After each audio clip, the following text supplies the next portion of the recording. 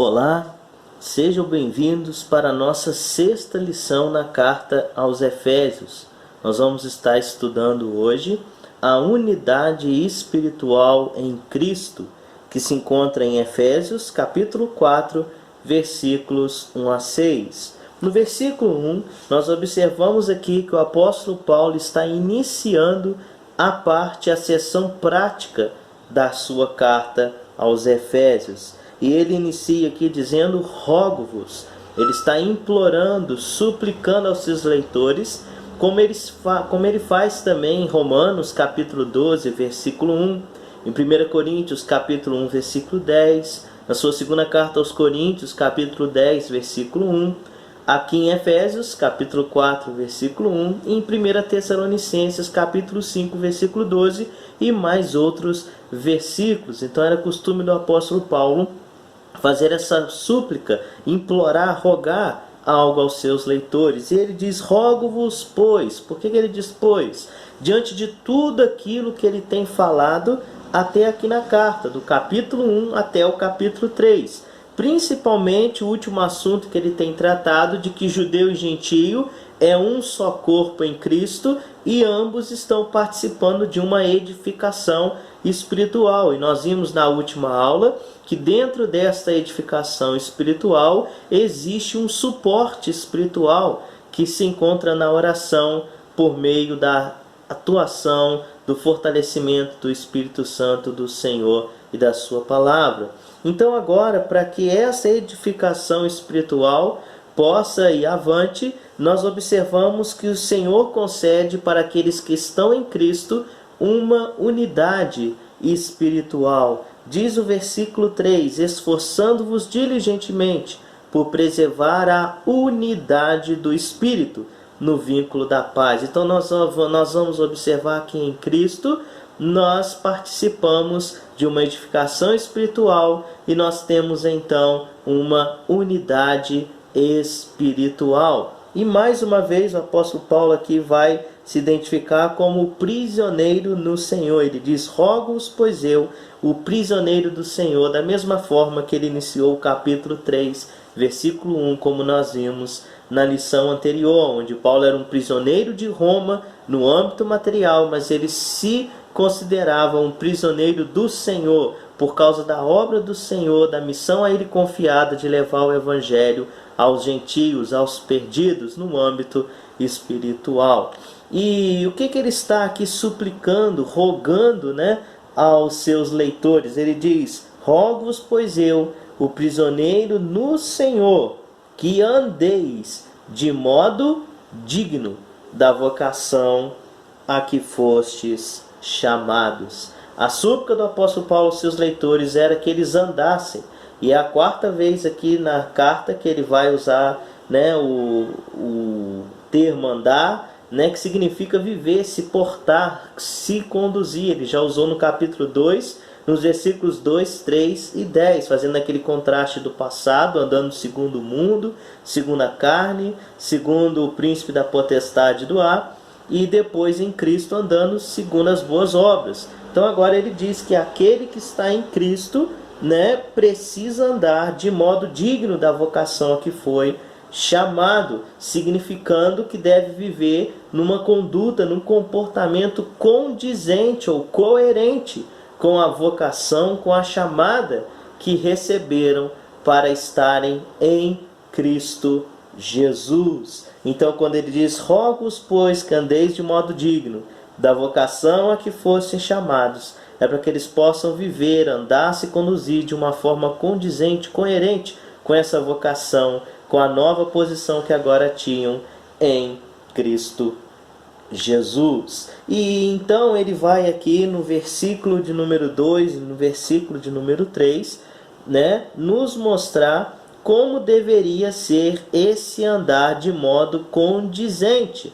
O que envolvia esse andar condizente? O que era esperado daqueles que estavam em Cristo e deveriam viver de modo digno da vocação que foi chamado?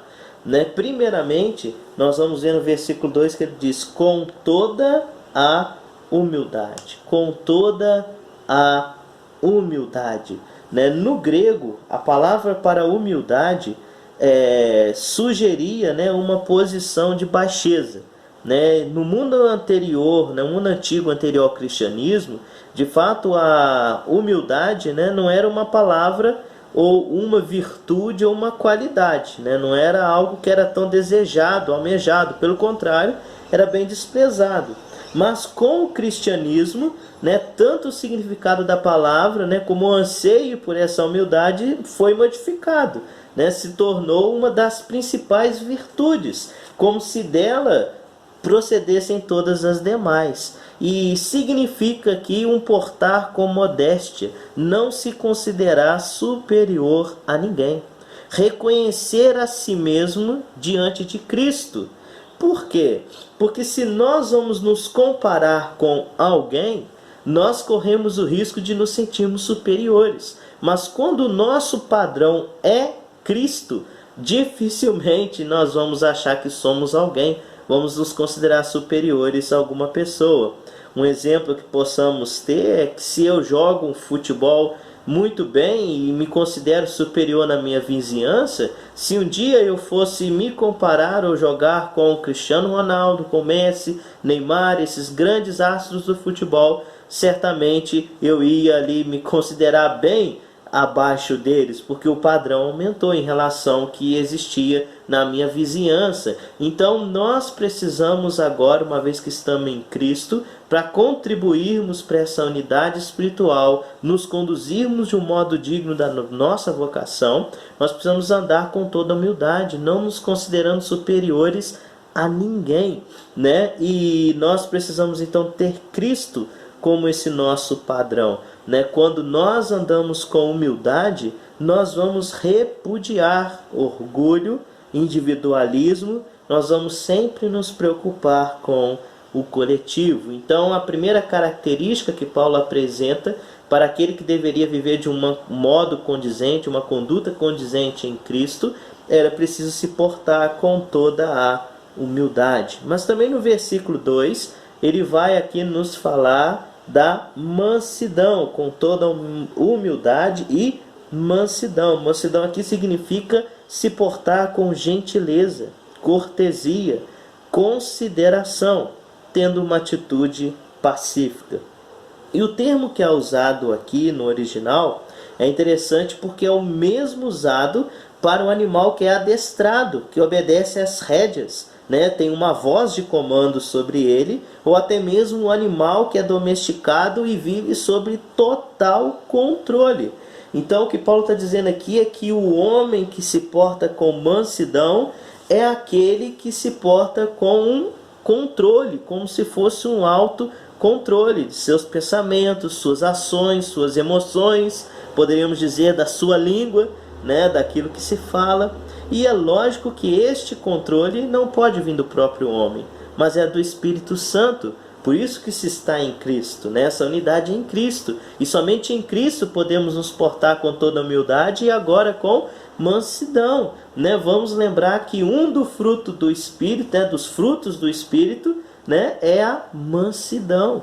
Então, o Espírito Santo agindo em nós vai nos dar esse autocontrole de nos portarmos com gentileza, cortesia, né, tendo domínio próprio sobre as nossas ações, pensamentos e até mesmo a nossa língua. Podemos sim até se irar, mas pelas injustiças feitas a outros. Mas quando essa injustiça é feita a nós, nós possuímos então um controle para lidarmos com estas injustiças. Então, para que se tenha essa unidade espiritual, para que se possa preservar essa unidade do Espírito no vínculo da paz, como diz o versículo 3, Paulo diz aqui que é necessário se portar de um modo condizente. Isso envolve viver com toda a humildade, viver com mansidão, mas ele vai aqui dizer ainda no versículo de número 2, com longanimidade, né? Longanimidade significa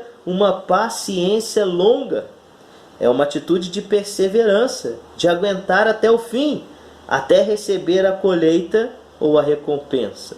No geral, esse é o significado. Mas é interessante, nós precisamos observar aqui que a palavra grega no original usada, ela é específica aqui quando se trata de paciência para com os homens. E é o que Paulo está dizendo aqui. Deve ser um espírito que suporta as afrontas, que suporta as ações das outras pessoas que podem nos contrariar, que podem ir contra aquilo que nós almejamos, né, as suas fraquezas, lidar com suas fraquezas. E esta longanimidade, então, traz ali o poder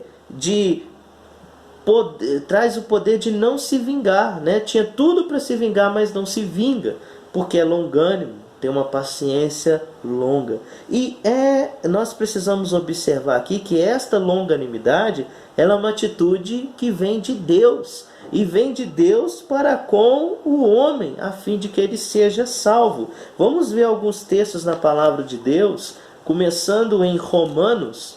Se nós abrimos em Romanos, carta de Paulo aos Romanos, capítulo 2, Romanos, capítulo 2, no versículo 4, Paulo está aqui dizendo: ou desprezas a riqueza da sua bondade e tolerância e longanimidade, ignorando que a bondade de Deus é que te conduz ao arrependimento. Então a longanimidade de Deus, essa tolerância de Deus, essa bondade de Deus nos conduz ao arrependimento. Vamos agora abrir também em 1 Timóteo, capítulo 1. Primeira carta do apóstolo Paulo a Timóteo, no capítulo 1, versículo 16. Aqui o apóstolo Paulo, ele está aqui desde o versículo 12, sendo grato ao Senhor por ter chamado ele para o ministério, ter reconhecido ele digno desse ministério que ele mesmo não se considerava. E ele diz no versículo 16: mas por esta mesma razão, que razão é essa? O que ele diz no versículo 15, que ele se considerava um dos principais pecadores por perseguir a igreja, mas mesmo assim o Senhor traz ali ao apóstolo Paulo oportunidade de salvação, transformação na sua vida, e ele passa agora de perseguidor a perseguido por causa de Cristo. Ele diz: por esta mesma razão me foi concedida o que? Misericórdia, para que em mim, né, o apóstolo Paulo, principal dos pecadores, evidenciasse Jesus Cristo. E olha o que é evidenciar em Paulo: a sua completa longanimidade, e servisse eu de modelo a quantos hão de crer nele para a vida eterna. Paulo está dizendo: olha, eu sirvo de modelo, porque em mim é evidenciado a longanimidade de Deus, sua paciência longa para comigo. Porque eu era um perseguidor da igreja, mas ele foi longânimo, misericordioso, teve uma paciência longa para comigo, e isso é evidenciado na minha vida. Mas também vamos agora para a carta de Pedro, primeira carta de Pedro, 1 Pedro no capítulo 3, nós vamos ver aqui 1 Pedro capítulo 3, versículo 20, que diz: os quais, noutro tempo, foram desobedientes, quando a longanimidade de Deus aguardava nos dias de Noé, enquanto se preparava a arca, na qual poucos, a saber 8 pessoas, foram salvos através da água. E também em 2 Pedro, Pedro fala aqui na sua primeira carta da longanimidade de Deus, mas também em sua segunda carta, no capítulo 3, em 2 versículos ele vai falar. Versículo 9, 2 Pedro 3,9, ele diz: não retarda ou não demora o Senhor a sua promessa. Que promessa é essa? Está se falando da vinda de Cristo, a volta do Senhor. Ele diz: não retarda o Senhor a sua promessa, como alguns a julgam demorada. Né? Estavam ali julgando que o Senhor estava demorando a voltar. E Pedro está dizendo: não retarda o Senhor a sua promessa, como alguns a julgam demorada. Pelo contrário, ele é longânimo para convosco, não querendo que nenhum pereça, senão que todos cheguem ao arrependimento. Então ele está dizendo: ó, Deus é tão longânimo que ele não está retardando, não está demorando em cumprir a sua promessa. É que ele está sendo longânimo, porque ele não quer que nenhum pereça, mas que o maior número possível de pessoas possam ser salvas. E aqui também no versículo 15 ele vai dizer: e tende por salvação, no mesmo capítulo 3, e tende por salvação o que?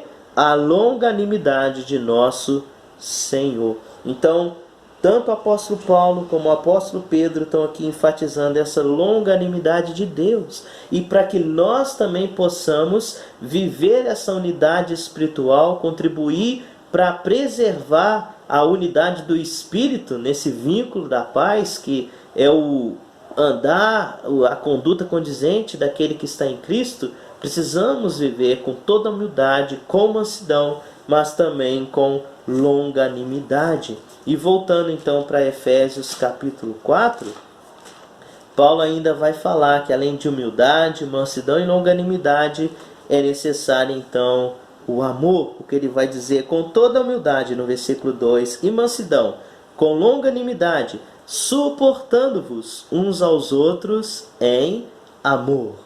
Suportando-vos uns aos outros em amor. Então é necessário amor, e esse amor não é o amor, né, de marido para com esposa, não é um amor de um amigo para com outro amigo, não é um amigo de um familiar, porque no grego, no original, há uma palavra de amor para cada situação. O amor, né, o eros, o amor de marido para com mulher, tem o amor filos, né, que é outro vínculo ali de irmandade, de amizade, mas aqui é o amor ágape, o amor que vem de Deus, o amor que é incondicional, é o amor que é capaz de suportar todas as coisas. E nós precisamos observar aqui, quando ele diz suportando uns aos outros em amor, porque o amor nos leva a suportarmos as diferenças, a suportarmos as fraquezas das pessoas,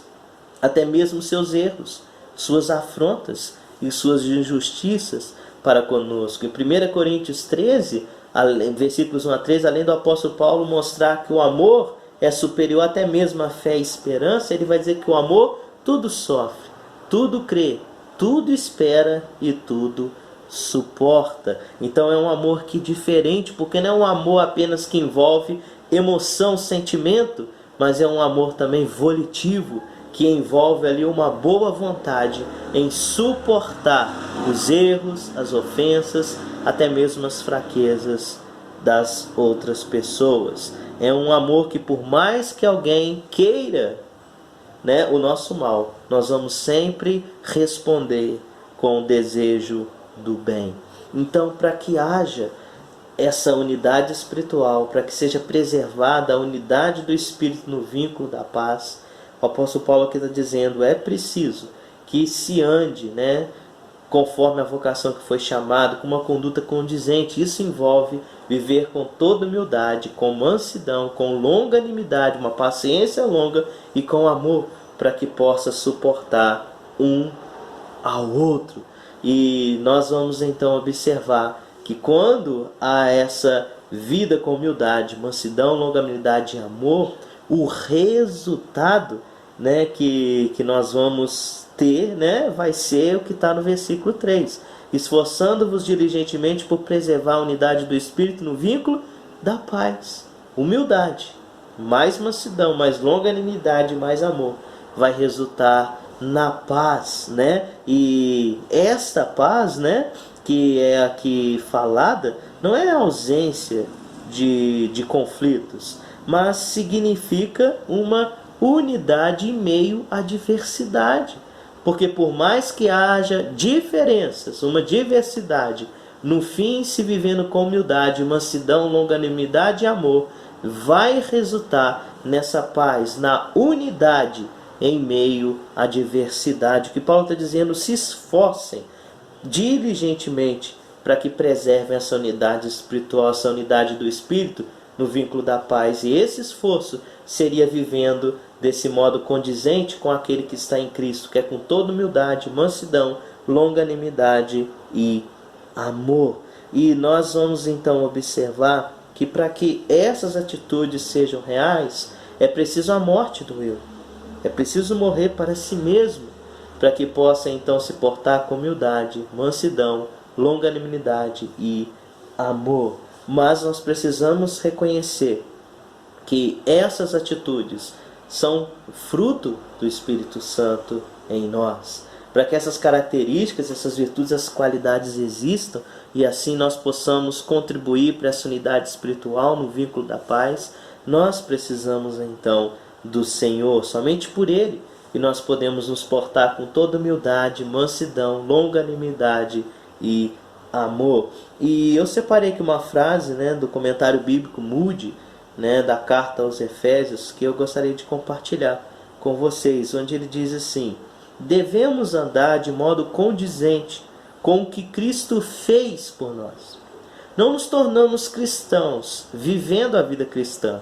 Antes, somos exortados a vivermos uma vida cristã porque somos cristãos, para que as nossas vidas estejam de acordo com a nossa posição em Cristo Jesus. Então, porque nós estamos em Cristo, nós agora, na dependência do Espírito Santo, que em nós habita, que em nós reside, nós vamos então ter essa capacitação de viver, de se portar com essa conduta condizente, com toda humildade, mansidão, longanimidade e amor, que vão resultar no vínculo da paz, nessa unidade do Espírito, unidade em meio à diversidade. Então, nos versículos 4 a 6, o apóstolo Paulo aqui vai nos trazer os fundamentos ou a base desta unidade espiritual que ele está aqui falando nos versículos 1 a 3. Nós vamos observar que ele vai dizer aqui que ele vai falar assim: somente é um só. Nós vamos observar nos versículos 4 a 6. Ele começa dizendo no versículo 4: há somente um corpo. Então ele começa aqui a falar que há somente um corpo, é um só corpo. E ele já havia falado isso nos capítulos 2 e 3, que é um só corpo, judeus e gentios, Eles formam o corpo de Cristo. Cristo sendo cabeça, voltando para Efésios capítulo 1, nós vamos ver aqui versículos 20 até 23. Ele diz assim: o qual exerceu ele em Cristo, ressuscitando dentre os mortos, fazendo sentar à sua direita nos lugares celestiais, acima de todo principado e potestade, poder e domínio, e de todo nome que se possa referir, não só no presente século, mas também no vindouro.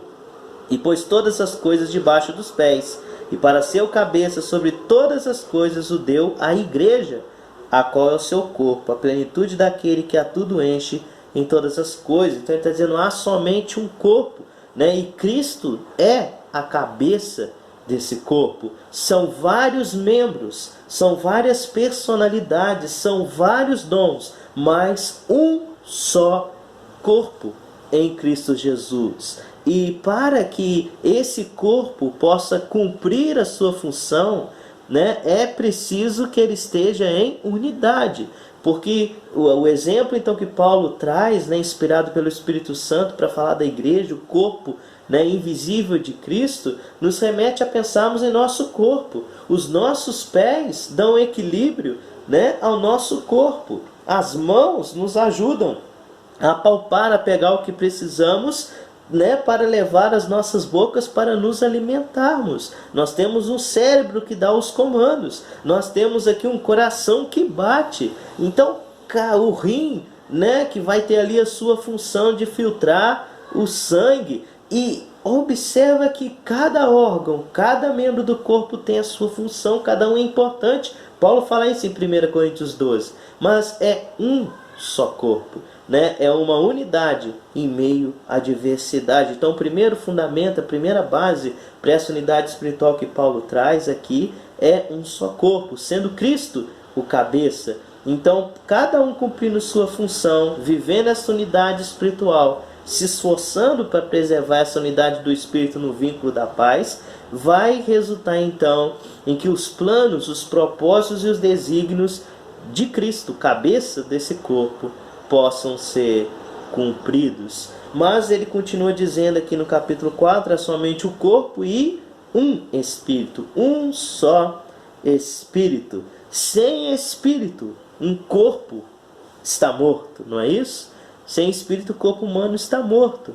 Quem dá vida ao corpo de Cristo é o Espírito Santo. Ele não apenas dá a vida, mas ele também mantém esse corpo vivo, residindo em nós, residindo em todos aqueles que se entregam a Cristo. Ele mantém esse corpo invisível que é a igreja, viva, né? E se portando através de Cristo Jesus. E essa influência, esse controle, esse domínio do Espírito Santo. Há um só corpo, um só Espírito, mas ele também vai dizer aqui, como também fosse chamados numa só esperança da vossa vocação, uma só esperança. E isso aqui nos mostra que o corpo possui o mesmo alvo, tem o mesmo foco, está indo na mesma direção, possui a mesma finalidade, que é passar a eternidade na glória dos céus, juntamente com seu cabeça, Cristo Jesus. E nesse corpo, então, cada um tem sua função, cada um tem o seu dom. E quando nós pensamos que existam várias denominações, né, espalhadas ao redor do mundo, e nós fazemos as separações em tradicionais, pentecostais, em batistas, assembleias, e por aí vai, não é assim? Mas no âmbito espiritual, todos aqueles que fazem parte, né, dessas denominações que são ramificações do corpo invisível de Cristo, todos aqueles que possuem a esperança em Cristo, né, e estão com seus olhos em Cristo, estão posicionados espiritualmente em Cristo, não numa religião, não numa denominação, mas em Cristo Jesus, todos possuem uma só esperança. E é aqui que nós observamos que cada denominação pode ter o seu conjunto de doutrinas, cada denominação pode ter os seus métodos, a sua forma de se portar em anunciar e pregar o Evangelho, mas em Cristo é uma só esperança. Participando do corpo de Cristo é a mesma esperança que todos possuem. É isso que nos une, é isso que nos liga em Cristo Jesus. Um só corpo, um só Espírito, uma só esperança. Mas também agora o versículo 5 vai dizer: há um só Senhor. Um só Senhor. E no grego também a palavra Senhor aqui é diferente do nosso entendimento no português, porque na língua portuguesa nós tratamos as pessoas de uma certa forma com respeito, né? As tratando como Senhor, Senhor, a senhora, não é assim? Mas no grego essa palavra era usada para o imperador romano, para o rei, né? Essa palavra era específica, é o kurios, e ela significa amo, dono, máxima autoridade sobre uma vida. Então os cristãos começam a usar essa palavra para mencionar a Jesus e não o imperador romano, que Jesus Cristo é o Senhor. E na palavra de Deus, no Novo Testamento, nós temos mais e muitos versículos que mencionam Jesus como Senhor, e poucos são aqueles que falam de Cristo como Salvador. Infelizmente, parece que no decorrer da história inverteu-se o quadro, onde anunciamos Jesus como Salvador apenas. Esquecemos do fato que ele deve ser também o nosso Senhor, né? Às vezes os apelos são: quem quer aceitar Jesus como Salvador? Mas observa que Cristo não é apenas o Salvador, mas o Senhor. Ele é um só Senhor. Esse Senhor que levava os cristãos a morrerem, porque eles negavam considerar César como o Senhor de suas vidas, como a máxima autoridade de suas vidas, mas eles morriam dizendo: Jesus Cristo é o Senhor, o amo, o dono, a máxima autoridade sobre a minha vida. Então o corpo, que é a igreja, possui um só amo, um só dono, uma só máxima autoridade, que é Cristo, e está então a seu serviço, como sendo o Rei dos Reis e o Senhor dos Senhores. Quais são os fundamentos, a base para essa unidade espiritual? Um só corpo, um só Espírito, uma só esperança, um só Senhor. Mas continuando, o versículo 5 diz: há um só Senhor, e agora vai dizer também uma só fé. Para fazer parte desse corpo é necessário ter fé. Fé em quem? Em quê? Na pessoa e na obra de Cristo, entregando sua vida a Ele. porque é somente esta fé em Cristo que nos traz a salvação. Porque as pessoas podem dizer que têm fé, mas fé em quem? É preciso ter fé em Cristo. Somente Ele é o caminho, a verdade e a vida. Ninguém vai ao Pai senão por Ele. Não há debaixo do céu, na terra, debaixo da terra, um nome pelo qual importa que sejamos salvos, que não seja o nome de Jesus. Atos 4,12 vai nos falar. Então é uma só fé que nos coloca nesse corpo de Cristo. É a fé na pessoa do Senhor Jesus. Então olha só, há somente o corpo, um Espírito, uma só esperança, um só Senhor, uma só fé. E agora Paulo vai dizer na continuação do versículo 5, um só batismo. E precisamos compreender o significado da palavra batismo, que significa aqui imergir, mergulhar. Romanos 6, versículos 1 a 4, Paulo ali está descrevendo que nós somos sepultados com Cristo na morte pelo batismo. Então ele está mostrando que o batismo é uma demonstração pública desta fé na pessoa de Jesus. Por meio do batismo se traz para o mundo material aquilo que já ocorreu no mundo espiritual.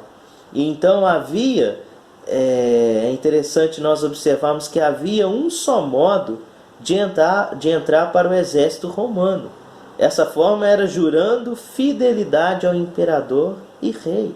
Então, para ingressar no corpo de Cristo, nós temos a ordenança dada pelo próprio Rei, o Senhor Jesus, antes de voltar aos céus, falando aos seus discípulos: ide por todo o mundo, ensinando tudo o que vos tenho ordenado, mas batizando-os em nome do Pai, do Filho, do Espírito Santo. Nos traz essa ordenança para que possa ali, então, ter uma confissão pública da fé que ocorreu no coração em Cristo Jesus. Então, há um só corpo, um só Espírito, uma só esperança, um só Senhor, uma só fé, um só batismo.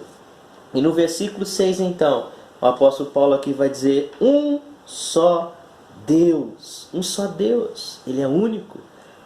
Não há outro Deus além do Senhor.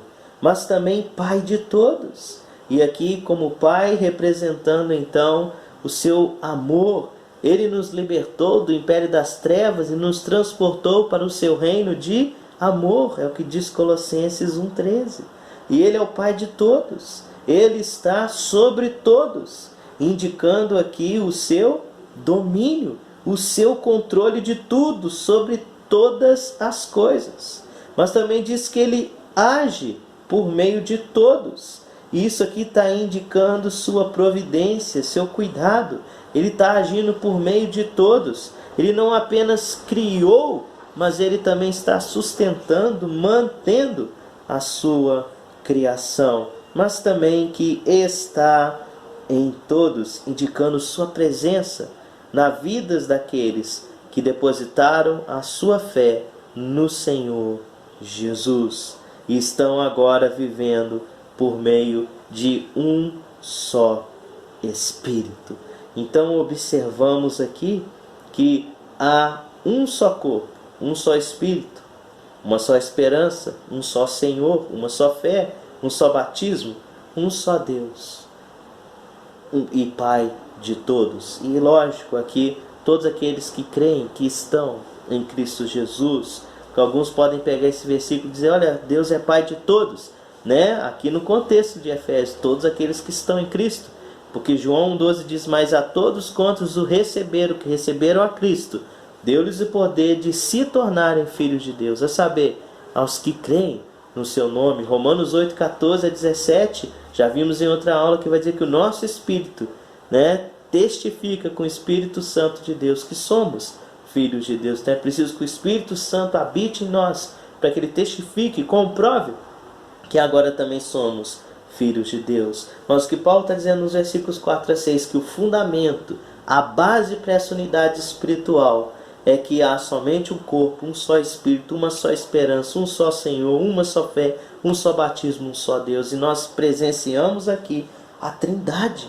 Nós observamos aqui que fala de Deus Pai, Deus Filho, que é o Senhor Jesus Cristo, e Deus Espírito Santo. Então, esta é a unidade do próprio Deus, Deus Pai, Deus Filho e Deus Espírito Santo. Eles agem, né, de formas diferentes, mas é um só Deus. Essa é a Trindade, né, aqui representada, também mostrando uma unidade, a mesma unidade que o Senhor quer ver no seu corpo, a sua igreja. Então eu gostaria de concluir, né, partir para concluir a nossa aula, fazendo então algumas perguntas. Novamente, nós estamos em Cristo ou estamos sem Cristo? Se estamos em Cristo, temos visto nas últimas aulas que nós participamos de uma edificação espiritual. E para participarmos dessa edificação espiritual, para que nós não desfaleçamos, não fiquemos esgotados, nós temos um suporte espiritual que é a oração, que vai nos fortalecer, vai então ali nos sustentar diante das tribulações, das provas, das dificuldades. Mas também nós vemos agora que nessa edificação espiritual, o Senhor deseja que nós possamos nos esforçar para preservar a unidade do Espírito no vínculo da paz. E se estamos em Cristo, temos nos esforçado por preservar essa unidade espiritual que temos em Cristo? Porque observa que nós não fazemos essa unidade, ela já existe em Cristo. Nós precisamos nos esforçar para preservá-la. Então nós temos nos esforçados para preservar essa unidade, para que a preservemos. Nós precisamos viver do modo digno da vocação, da chamada que recebemos, de um modo condizente com a nossa nova posição que agora temos em Cristo Jesus. E para isso então temos visto que nós precisamos nos portar com toda a humildade, E o nosso exemplo de humildade, de esvaziar do eu, do ego, de nós mesmos, nós temos em Cristo.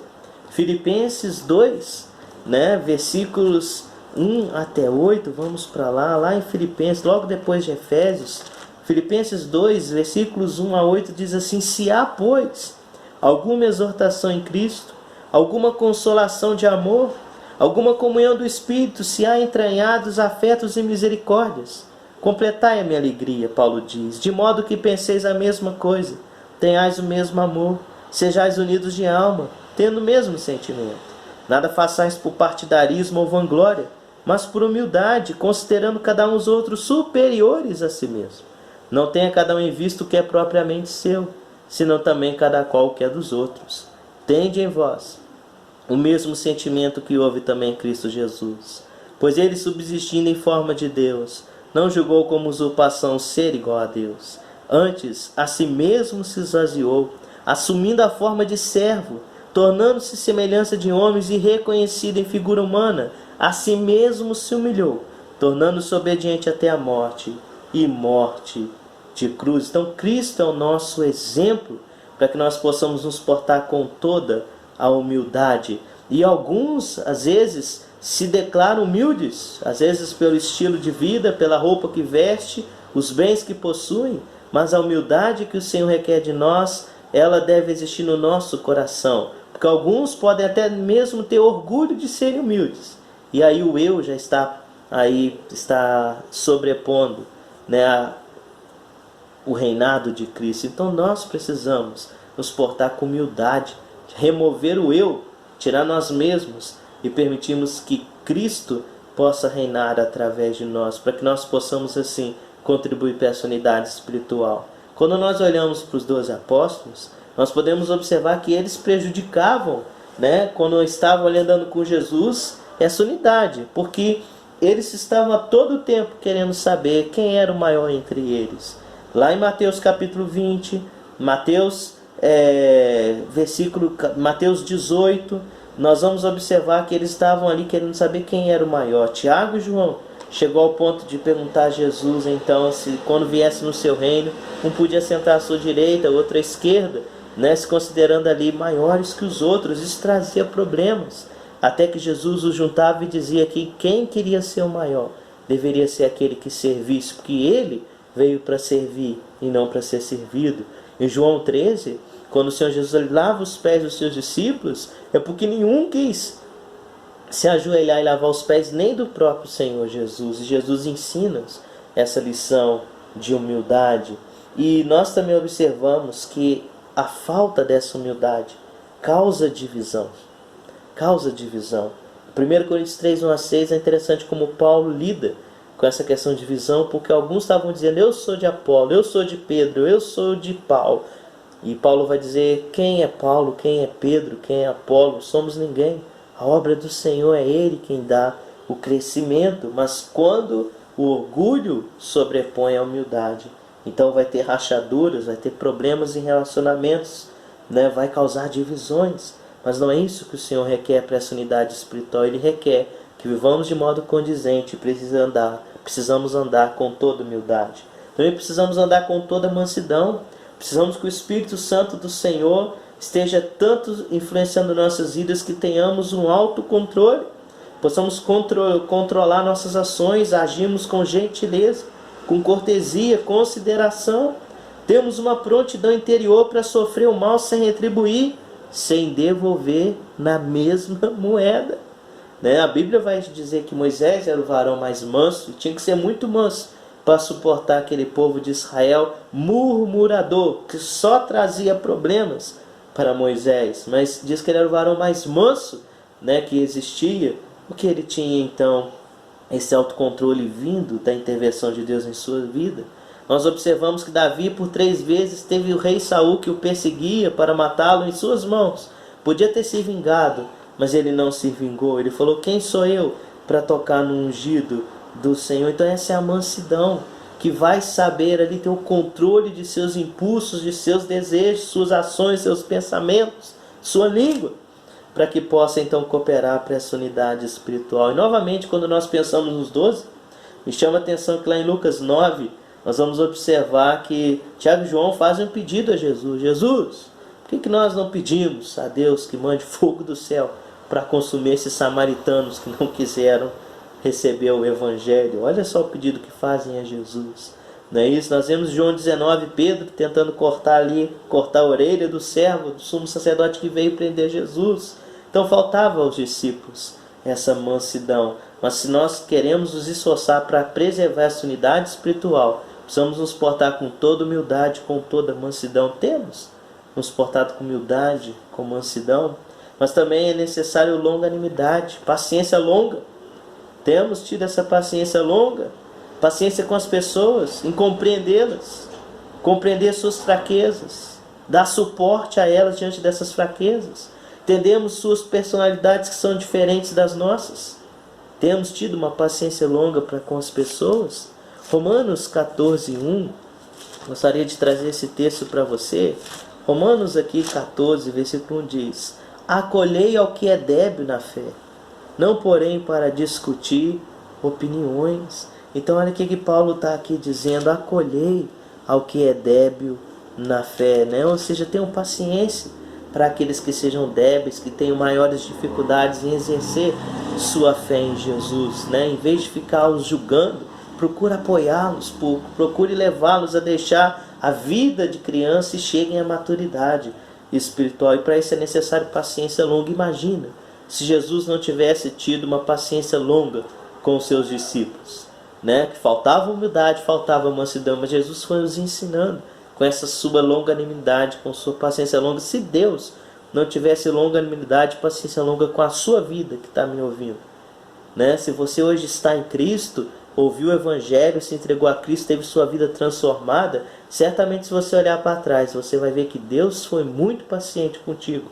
foi longânimo, te deu muitas oportunidades, até que você pudesse se entregar a Ele. Então Ele requer que nós também possamos ver nessa longanimidade, com essa paciência longa, para que possamos apoiar uns aos outros. Mas tudo então vai depender do amor, porque o amor vai nos levar a suportarmos uns aos outros. Sim, quando estavam com Cristo, era difícil para os discípulos viverem com humildade, mansidão, longanimidade e amor. Mas Jesus falou para eles, nisso conhecereis todos que são os meus discípulos, se tiverdes amor uns aos outros. E quando chegamos em Atos, nós vemos eles diferentes, agora vivendo nessa unidade espiritual, levando o Evangelho avante. Sim, eles eram diferentes, uma diversidade.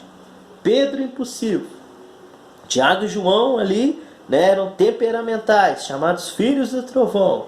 Não é isso? Quando nós observamos também ali entre os 12, tinha ali o Simão Zelote, era um patriota, exposto a qualquer revolta, né, que pudesse fazer. Tinha o Mateus, que não era bem visto, porque cobrava imposto, sendo judeu, cobrando imposto, né, ali trazendo injustiças no próprio povo dele. Então era um grupo ali bem diverso.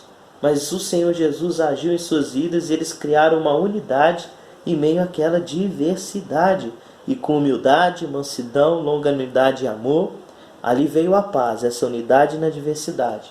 E eles preservaram a unidade espiritual, a unidade do Espírito, e assim o Evangelho foi avante. O cabeça, que é Cristo, agiu por meio do seu corpo, que vivia essa unidade espiritual. Então observa que essa unidade, ela está presente na Trindade, não apenas na Trindade, mas está presente na criação. O Senhor criou muitas coisas, mas uma dependendo da outra. Quando você vê a criação de Deus, no primeiro dia ele cria a luz, porque sem luz não se veria nada do que ele criou.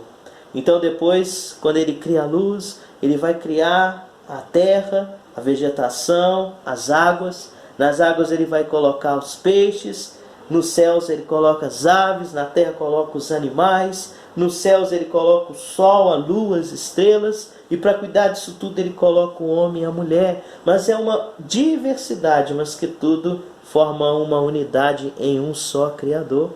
O Senhor procura unidade no casamento em meio à diversidade, homem e mulher totalmente diferentes, mas devem viver uma unidade em Cristo. E assim também deve ser na igreja, no corpo de Cristo, uma unidade em meio à diversidade. Não era fácil para os discípulos, não era fácil também para os leitores do apóstolo Paulo. Judeus e gentios, lembra disso? Que era composta ali a igreja de Éfeso, judeus moralistas. Mas tinha os gentios que vinham ali daquela vida pagando o mundo depravada.